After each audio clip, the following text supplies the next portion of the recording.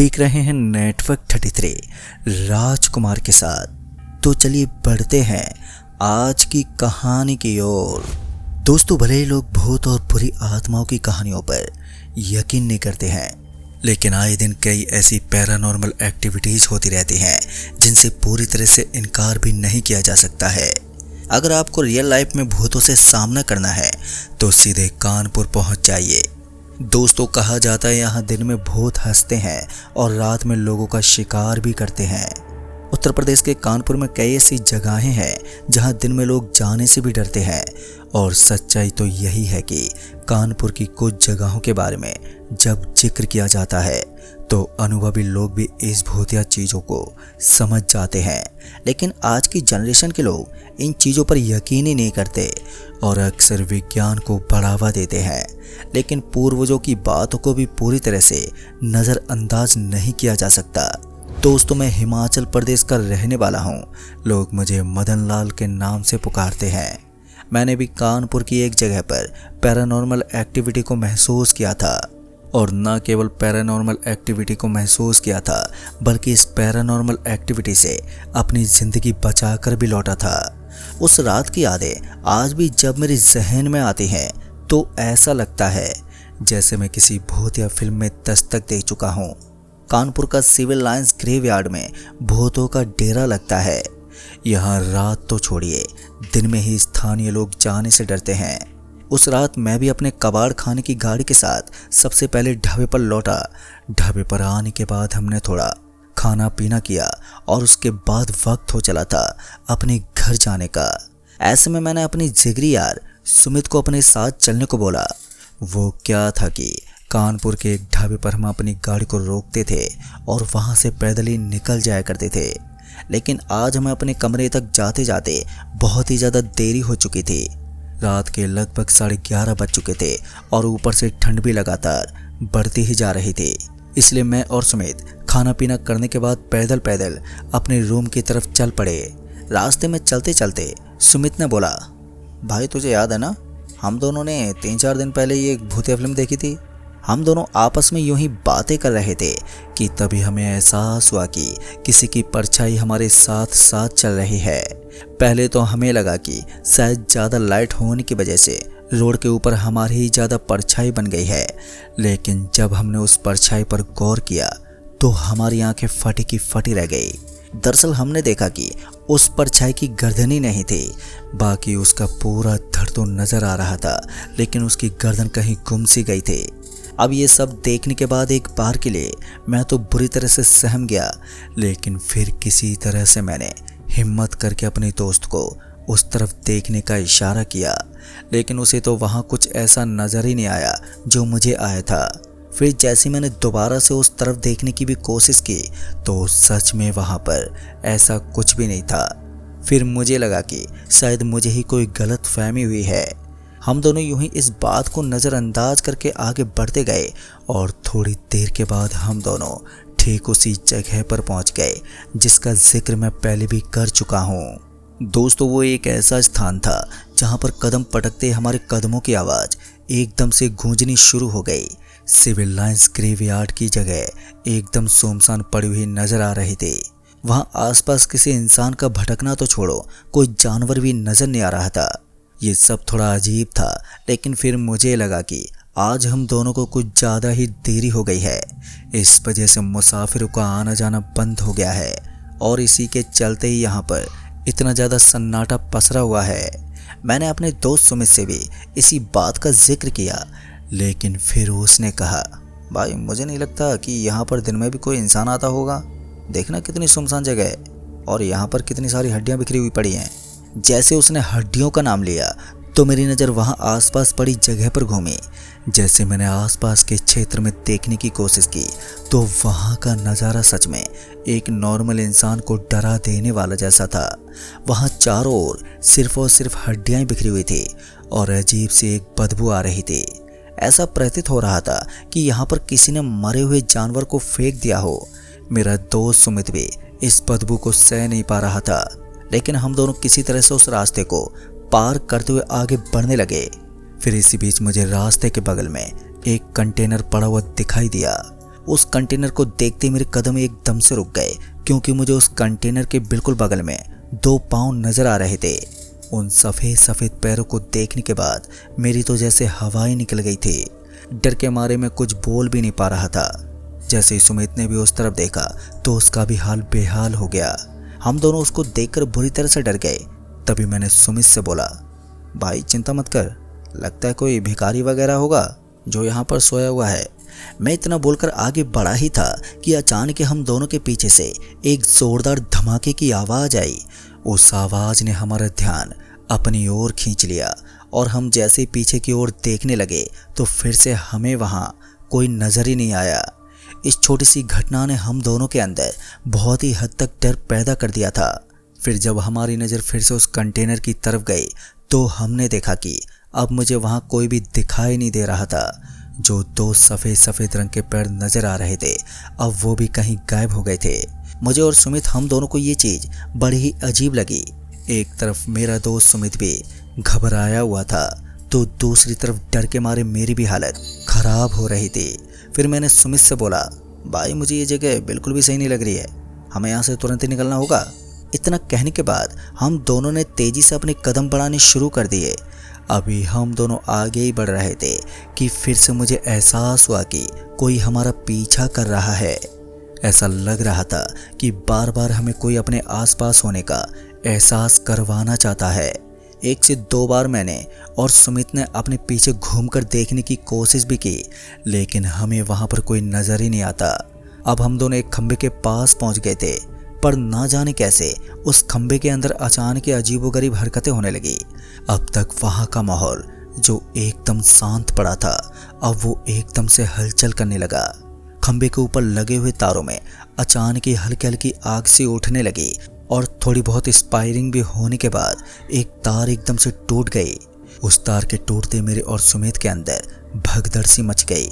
हम दोनों वहां से भागने वाले थे कि अचानक ही हम दोनों लड़खड़ा गए और एकदम से नीचे गिर पड़े। हम दोनों जैसे नीचे गिरे तो हमें ऐसा लगा जैसे कि हम दोनों किसी ऐसी जगह पर गिरे हैं जिसके नीचे लोहे की कोई चीज हो। दोस्तों अचानक हम दोनों के गिरते ही वहां पर एक अजीब सी आवाज आई। फिर हम दोनों ने वहां पर अपने हाथों से टटोलना शुरू कर दिया। मुझे एहसास हो रहा था कि वहां पर कुछ तो था। 1-2 बार मिट्टी को इधर उधर खिसकाने के बाद मेरा हाथ उस मिट्टी के अंदर जाने लगा और फिर मेरे हाथ में कोई चीज आई जो बहुत ही बड़ी थी। जब मैंने अपने दोस्त सुमित को भी ये बात बताई तो वो भी सुनकर हैरान हो गया और उसके बाद मैंने वहां से ऊपर की मिट्टी को जल्दी से हटाना शुरू कर दिया। जैसे जैसे मैं उस मिट्टी को हटाता जा रहा था तो उसके नीचे से एक भारी भरकम चीज निकलती जा रही थी। जैसे मैंने वहां की मिट्टी को पूरी तरह से हटा दिया तो मेरी नज़र वहां पड़े एक बड़े से संदूक पर पड़ी। उस संदूक को देखते मेरी आंखें चौंधिया गई। देखने में ये संदूक बहुत ही पुराना लग रहा था, जिसके लोहे के ऊपर अब जंग आ चुका था। इतना सब होने के बावजूद भी मेरे दोस्त ने बोला, भाई एक काम कर, इस संदूक को खोल, हम देखते हैं कि इसके अंदर क्या है। पहले तो मुझे लगा कि शायद लोहा बहुत ज़्यादा पुराना होने की वजह से हम इसे नहीं खोल सकते हैं, लेकिन किसी तरह मैंने हिम्मत जुटाकर उसे खोलने की कोशिश की। इस बार मैंने जैसे उस संदूक को खोला तो मेरी रंगों में दौड़ता हुआ खून पानी की तरह बन गया। डर के मारे मेरी आवाज़ मेरे मुंह से बाहर ही नहीं निकल पाई। सुमित ने भी जब वो भयानक दृश्य देखा तो उसके भी रोंगटे खड़े हो गए। तभी सुमित जोर से चिल्लाया और वो 2 कदम पीछे हट गया। मैंने भी ठीक ऐसा ही किया और उसके बाद हम दोनों वहां से सरपट भागने लगे, क्योंकि हमने देखा कि उस संदूक के अंदर किसी आदमी की लाश थी और उस लाश के अंदर से इतनी बुरी बदबू आ रही थी कि हम 1 मिनट भी वहां पर नहीं टिक सकते थे। मैं और मेरा दोस्त हम दोनों भागते हुए उस कंटेनर से थोड़ी दूर आगे आए थे कि अचानक ही किसी ने मुझे पीछे से आवाज़ देते हुए बोला, तुम दोनों इस तरह से नहीं भाग सकते, तुमने उस संदूक को खोला है और अगर तुम दोनों यूं ही भाग गए तो फिर तुम दोनों की अकाल मृत्यु हो जाएगी। अब ये सुनते ही मेरे पाँव एकदम से रुक गए। सुमित भी मेरे साथ वहीं पर रुक गया और फिर जैसे हम दोनों ने पीछे पलट कर देखा तो मैंने पाया कि काले रंग की कंबल ओढ़े हुए एक आदमी हमें अपने पीछे खड़ा हुआ नजर आ रहा था। उस आदमी को अपने पीछे खड़ा हुआ देखकर मैंने पूछा, लेकिन हम अब करें तो करें क्या? हमने पहले से ही गलती कर दी है और अगर हमने यहाँ पर कोई दूसरा कदम उठाया तो फिर हमारी जान भी जा सकती है।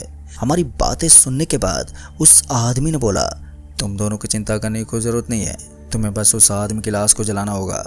अगर तुम दोनों ने उस आदमी की लाश को जला दिया फिर उसकी आत्मा को शांति मिल जाएगी और तुम दोनों भी इस मुसीबत से छुटकारा पालोगे। अब ये सुनते मुझे भी लगा कि शायद लाश को जलाने के बाद आत्मा को मुक्ति प्राप्त हो जाती है, तो ऐसे में हमें उस लाश को जला देना चाहिए। फिर मैंने अपने दोस्त सुमित से इशारा करके पूछा तो उसने भी गर्दन हिलाते हुए हाँ में जवाब दिया। उसके बाद हम दोनों ने कहीं से कपड़ों की सुविधा की, क्योंकि हम उस लाश के ऊपर कपड़े लपेटकर उसे जलाने वाले थे। सब कुछ एकदम सही चल रहा था कि तभी उस काले रंग की चादर ओढ़ने वाले आदमी ने बोला, जैसे तुम इस लाश को जलाओगे तो उसके बाद यहाँ पर एक बहुत बड़ा धमाका होगा और उस धमाके से बचने के लिए तुम दोनों को यहाँ से जल्दी निकलना पड़ेगा। उसकी बात सुनकर हमने भी गर्दन हिलाई और उसके बाद हम दोनों उस लाश को जलाने का क्रियाक्रम शुरू करने लगे। इधर से मैंने उस लाश के ऊपर बहुत ही सारे कपड़े लपेट दिए थे। हालांकि वो लाश बहुत ही बुरी तरह से सड़ रही थी, लेकिन किसी तरह से हिम्मत करके मैंने ये सब किया। और उसके बाद मेरा दोस्त सुमित लाइटर लेकर आया और हमने उन कपड़ों के ऊपर आग लगा दी। इतना होने के बाद वहाँ चारों तरफ धुआं ही धुआं फैल गया और जैसे मेरी नज़र उस काले रंग की कंबल ओढ़ने वाले आदमी पर पड़ी तो मेरी आंखें फटी की फटी रह गई। दरअसल मैंने देखा कि जैसे जैसे वो लाश जलती जा रही थी तो वैसे वैसे उस आदमी ने अपने शरीर को छोड़ना शुरू कर दिया था। उसके शरीर में भी हल्की हल्की आग जलती हुई नजर आ रही थी। इससे पहले कि कोई बड़ा धमाका हो, मैं और मेरा दोस्त सुमित जल्दी से भागते हुए वहाँ से निकल गए और फिर कुछ ही देर में हमने उस जगह को पार कर लिया था। हमने जैसे पीछे मुड़कर देखा तो फिर से हमें वहाँ काले रंग की चादर ओढ़ने वाला आदमी नजर आ गया। इस बार वो आदमी हमारी आंखों के सामने था और फिर देखते ही देखते हमारी आंखों के सामने ही उस आदमी ने अपना शरीर त्याग दिया। मुझे ये समझते हुए ज़्यादा वक्त नहीं लगा कि जो आदमी अभी अभी हमारी आंखों के सामने काले रंग का धुआं बना है वो लाश किसी और की नहीं बल्कि उसी आदमी की ही थी जो इतनी देर से हमारे पीछे पड़ा था। सच कहूँ तो उस वक्त मुझे थोड़ा अच्छा भी लग रहा था और थोड़ा डर भी महसूस हो रहा था, लेकिन फिर थोड़ी देर के बाद जाकर मुझे थोड़ा रिलैक्स महसूस हुआ। उस दिन मैं और मेरा दोस्त समेत हम दोनों इसी बारे में बातें करते रहे। सुबह होते ही मुझे महसूस हुआ कि मेरा शरीर थोड़ा भारी हो गया था, लेकिन अच्छी बात ये थी कि अब हम उस चीज़ से छुटकारा पा चुके थे जो रात को हमारे पीछे पड़ी थी। दोस्तों, उस दिन के बाद मैं कभी भी उस रास्ते से नहीं गुजरा और आज भी उस रास्ते के बारे में सोचता हूँ तो मेरी रूह पूरी तरह से कपकपा जाती है। तो दोस्तों, इस कहानी में बस इतना ही। कहानी आपको पसंद आई हो तो वीडियो को लाइक शेयर कमेंट ज़रूर कर दें। तो मैं आपका दोस्त राजकुमार जल्द ही मिलूँगा ऐसी एक और भूतिया घटना के साथ। तब तक के लिए बाय एंड टेक केयर। दोस्तों, उस दिन भी मैं रोज की तरह अपने कान में हेडफोन डालकर सड़क पर टहल रहा था। शाम के 4:30 बज रहे थे और पूरे दिन घर में रहने की वजह से अब मैं बोर होने लगा। इसी बीच मेरे फ़ोन की घंटी बजी तो मैंने देखा कि नितिन कॉल कर रहा है और जब मैंने कॉल रिसीव किया तो नितिन ने बताया कि हमारे गांव के एक नाले के पास किसी का एक्सीडेंट हुआ है। अब मेरे अंदर भी उस एक्सीडेंट को देखने का उतावलापन बढ़ने लगा तो मैं जल्दी से उस नाले के पास पहुंच गया तो मैंने देखा कि सच में वहां किसी का बहुत ही बुरा एक्सीडेंट हुआ था। सड़क पर उस आदमी के सर के 2 टुकड़े हो चुके थे और वो मर चुका था। उसकी डेड बॉडी को एम्बुलेंस में डाल दिया गया और फिर वो एम्बुलेंस वहाँ से निकल गई। मैं भी एक अस्पताल में काम करता था और जिस अस्पताल की वो एम्बुलेंस थी उसी अस्पताल में मैं भी एक एम्बुलेंस ड्राइवर था। गवर्नमेंट नहीं पर प्राइवेट ही सही, पर एक अच्छी जॉब करता था मैं। अगर मुझे सालाना एक अच्छी रकम मिले तो आखिर क्यों मैं उस काम को घटिया बता दूं। मगर फिर दूसरे ही दिन मैंने भी अपनी ज़िंदगी का सबसे खतरनाक एक्सीडेंट देखा। ये एक्सीडेंट कुछ ऐसा था कि मैं सड़क पर खड़ा होकर उल्टियाँ करने लगा। पूरी सड़क मांस से लबालब भरी हुई थी और उस आदमी का पूरा बदन सड़क से एकदम चिपक चुका था। मगर फिर हमने उस आदमी की हड्डी पसलियों को प्लास्टिक की थैलियों में कैद कर लिया और उसके मांस के टुकड़े भी बहुत गंदी तरह उठाकर थैलियों में पैक करने लगे। ये मैंने अब तक का सबसे भयानक एक्सीडेंट देखा था जिसमें आदमी के चितड़े कर दिए गए। मैं रोज काफ़ी तरीके के एक्सीडेंट देखा करता था, लेकिन ये उनमें से सबसे भयानक था। उस वक्त रात का समय था और मेरे साथ सिर्फ 2 जने थे। जो वहाँ पर अभी अभी नए डॉक्टर बने थे, लेकिन अब उस जगह किसी डॉक्टर की ज़रूरत नहीं थी क्योंकि डॉक्टर का काम अब पूरा हो चुका था। यानी कि उस आदमी की मौत के बाद भला डॉक्टर क्या कर सकता है। और उस आदमी की डेड बॉडी को अस्पताल में तो पहुंचा दिया गया, लेकिन फिर पता चला कि उस आदमी की बाइक पर एक और इंसान भी मौजूद था। जब मुझे इस बात के बारे में पता चला तो मैं अकेला ही अपनी गाड़ी लेकर फिर से उस आदमी को ढूंढने के लिए निकल पड़ा। पहले तो मुझे अपने गांव में हुआ वो एक्सीडेंट याद आ गया जो बहुत ही खतरनाक था, और अब जो एक्सीडेंट हुआ था इससे बदतर तो मैंने आज तक कुछ देखा ही नहीं। इतना गंदा एक्सीडेंट जिसने मुझे उबाकियां उठाने पर मजबूर कर दिया।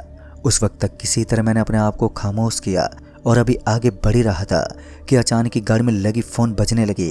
और जब मैंने फ़ोन उठाया तो सामने रमेश डॉक्टर थे, जिन्होंने फ़ोन उठाते ही कहा, सेक्टर नंबर 28 और गली नंबर 17 मुंबई सिटी की कंकरी बस्ती, वहाँ पर एक बॉडी है और तुम वहाँ पर तुरंत पहुँच जाओ। मैंने भी एम्बुलेंस का सायरन ओपन कर दिया और फिर सेक्टर नंबर 28 की तरफ चल पड़ा।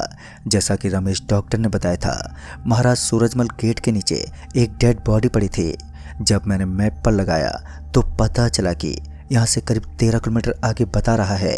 पहले मैंने एक पुलिया को पार किया और फिर उस सेक्टर नंबर 28 में पहुँचा तो मैंने देखा कि वहाँ से करीब 1 किलोमीटर पहले ही एकदम वीरान इलाका शुरू हो गया। चारों तरफ अंधेरा था और गाड़ी में एक अजीब सा सन्नाटा, मानो सब कुछ चुप हो गया हो। बहुत ही ज़्यादा दिमाग लगाने और मशक्कत करने के बाद मैं एक गली में पहुंचा तो मैंने देखा कि वहां पर मुझे कोई भी नज़र ही नहीं आया। मैंने वापस से रमेश डॉक्टर को फ़ोन किया तो उन्होंने कॉल रिसीव करते ही मुझे सामने से पूछा, अरे भाई क्या हुआ, कहाँ हो तुम और अभी तक तुम दूसरी बॉडी को लेकर नहीं आए। इतना सुनते ही मैं पूरी तरह से अचंभित रह गया। मैंने सामने से कहा कि मैं सेक्टर नंबर 28 में हूँ, लेकिन यहाँ तो मुझे कोई दिख ही नहीं रहा है। इतना सब सुनते ही रमेश डॉक्टर मेरे ऊपर भड़क पड़े और वो मुझे भला बुरा कहने लगे। लेकिन ताज्जुब की बात तो ये थी कि कुछ देर पहले ही उन्होंने मुझे उस डेड बॉडी के बारे में बताया था। जब मैंने उन्हें बताया कि आपने मुझे यहाँ पर भेजा है तो उन्होंने बताया कि वो तो पिछले 7 घंटे से ऑपरेशन थिएटर में किसी की बॉडी का ऑपरेशन कर रहे थे। ये सब सुनकर मैं बहुत चक्का रह गया, क्योंकि ऐसा तो मुमकिन ही नहीं था कि वो मुझे कॉल ना करें, क्योंकि उनके कॉल करने पर ही मैं यहाँ तक पहुँचा था। अभी भी मुझे लग रहा था कि शायद डॉक्टर साहब किसी चीज़ को भूल रहे हैं, तो मैंने उन्हें याद दिलाने की बहुत कोशिश की, लेकिन वो बार बार यही कहते रहे कि 7 घंटे तक उन्होंने किसी से बात ही नहीं की। मगर मैं इस बात को मानने के लिए तैयार ही नहीं था कि ऐसा मुमकिन नहीं है। इसी बीच नेटवर्क इशू होने लगा और गाड़ी अचानक ही ज़ोर ज़ोर से हिलने लगी थी।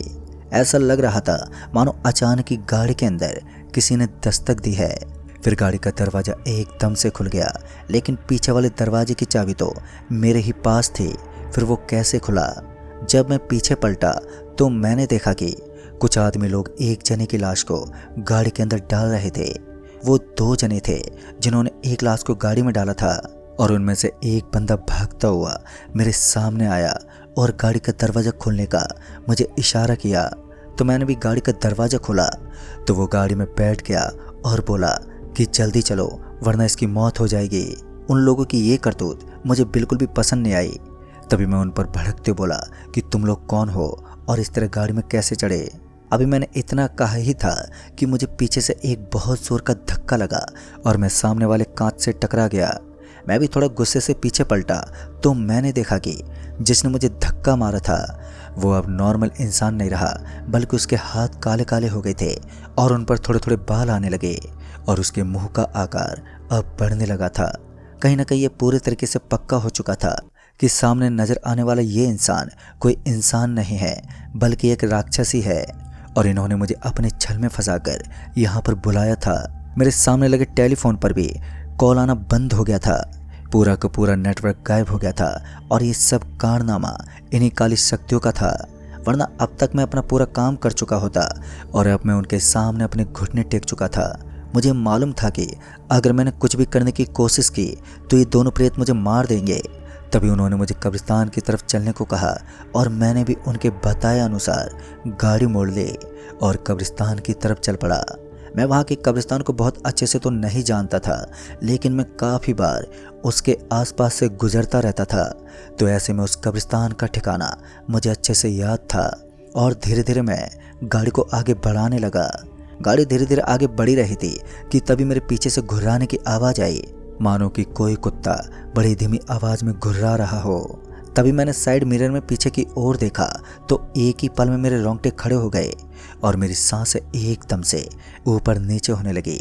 बदन में अजीब सी घबराहट बन गई। दरअसल पीछे बैठा वो शख्स अब पूरी तरीके से राक्षस में बदल चुका था।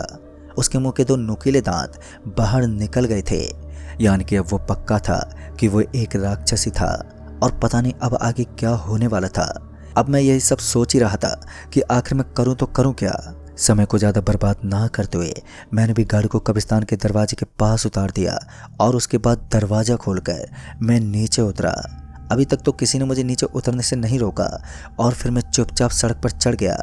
मुझे पता था अगर अब मैं थोड़ी देर और रुका तो एम्बुलेंस के साथ साथ मेरी भी सामत आ जाएगी और उसी वक्त मैं उस जोरदार सन्नाटे को चीरता हुआ सरपट वहाँ से भागने लगा।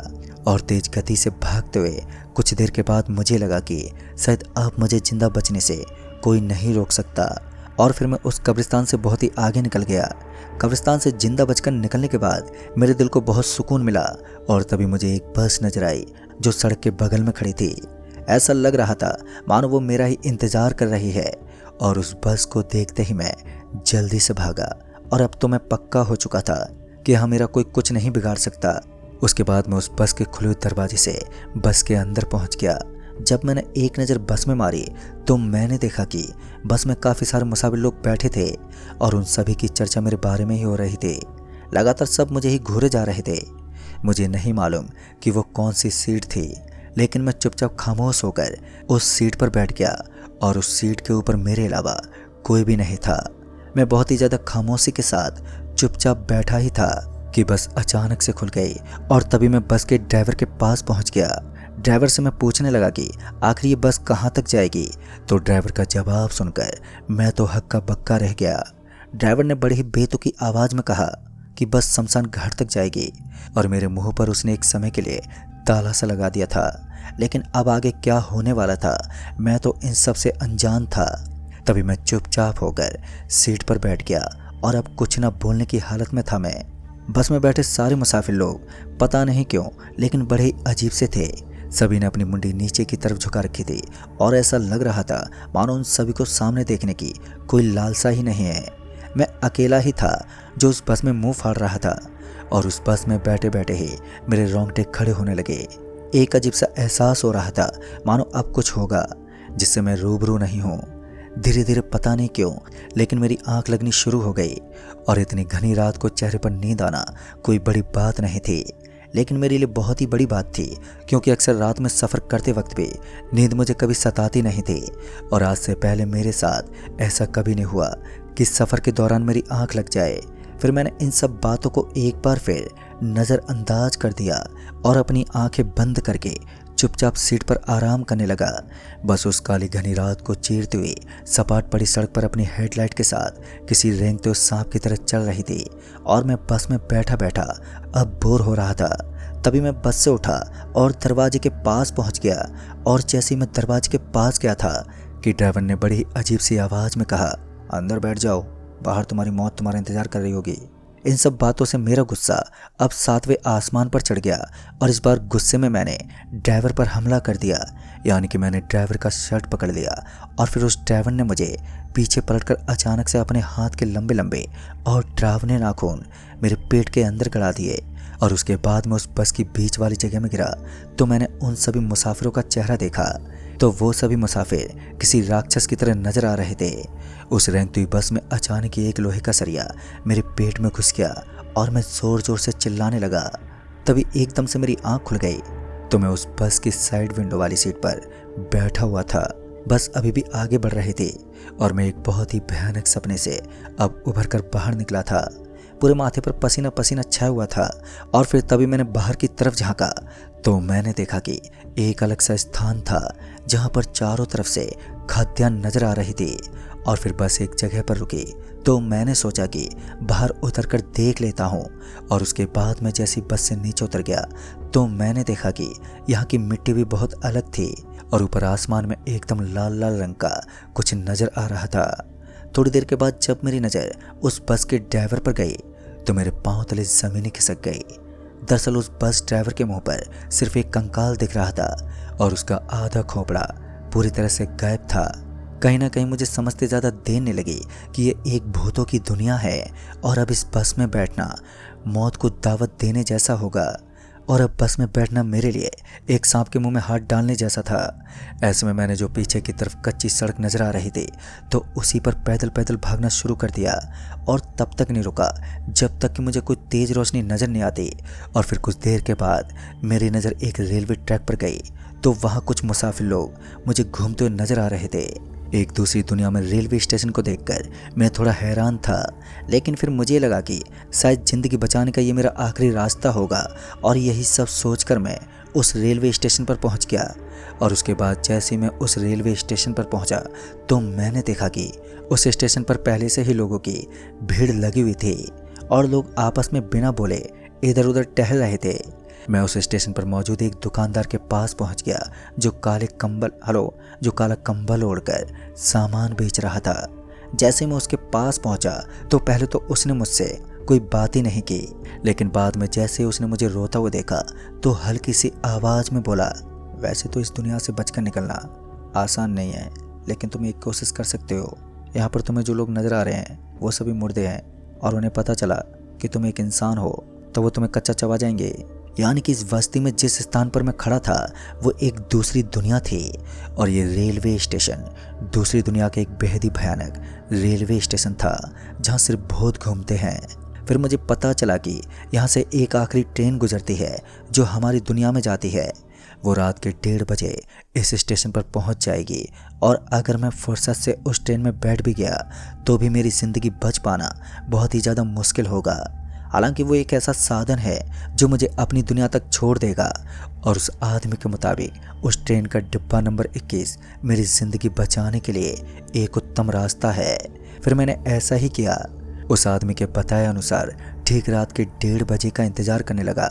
फिर जब मैंने अपनी घड़ी में देखा तो 12:27 हो रहे थे और जब स्टेशन के टाइमर की तरफ देखा तो वहाँ पर 11:52 दिखा रहे थे।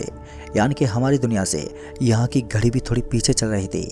काफ़ी देर की मशक्क़त करने के बाद और उस स्टेशन पर बैठे बैठे बोर होने के बाद अंततः ट्रेन स्टेशन पर पहुंची गई और जैसे ही ट्रेन स्टेशन पर पहुंची तो मैं भागकर ट्रेन में बैठ गया। इस बार मैं जैसे ही ट्रेन में बैठा तो मैंने देखा कि ट्रेन में पहले से कुछ आदमी बैठे थे। मैंने उनकी आंखों में आंखें नहीं डाली क्योंकि ये मेरे लिए थोड़ा ख़तरनाक हो सकता था और मुझे पता ही नहीं चला कि कब ट्रेन वहाँ से अचानक ही खुल गई। और ट्रेन के खुलते ही मुझे एहसास हुआ कि मैं सही समय पर ट्रेन के अंदर पहुंच गया था, वरना मैं यहीं रह जाता।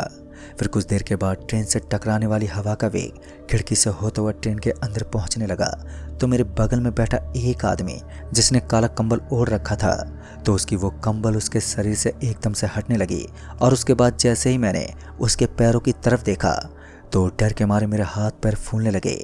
दरअसल मैंने देखा कि उस आदमी के कदमों को देखकर ऐसा लग रहा था मानो किसी ने उनके ऊपर तेजाब उड़ेल दिया हो। फिर मैंने ट्रेन में मौजूद छोटे लाइट की रोशनी से उसका चेहरा देखा तो मेरा दिल दहल उठा। उसके पाँव की तरह उसका पूरा चेहरा एकदम काला पड़ा था और पूरा का पूरा चेहरा झुलसा हुआ था। तभी उस आदमी ने मुझे कुछ बातें भी बताई जिनका इस्तेमाल करके मैं इस ट्रेन से जिंदा बचकर निकल सकता था। जैसे ही ट्रेन एक गुफा में प्रवेश करने लगी तो मेरे दिल की धड़कनें तेज होने लगी क्योंकि ये मेरी ज़िंदगी का एक टर्निंग पॉइंट था। और जो आदमी मेरे बगल में बैठा हुआ था मैंने उसे इस बात की भनक तक नहीं पड़ने दी कि मैं एक नॉर्मल इंसान हूँ। अचानक ही ट्रेन के सामने लाल रंग की बहुत ही ज़्यादा गहरी रोशनी नज़र आने लगी और उस रोशनी को देखकर मुझे ऐसा लग रहा था मानो ये वही टर्निंग पॉइंट है जहाँ मुझे निकलना है। ट्रेन अभी भी जोरदार कोहरे को चीरकर सफ़ेद रंग की दुनिया में प्रवेश करने लगी। तभी ट्रेन की रफ्तार भी एकदम धीमी पड़ गई। उसी वक्त मैं ट्रेन से नीचे कूद गया और नीचे कूदने के बाद जब एक पल के खातिर मैंने अपनी आंखें खोली तो मैं सही सलामत पड़ा था और उसी समय मुझे उसी रोशनी का ताप नजर आने लगा तो मैं बहुत ही तेज रफ्तार के साथ सरपट भागा।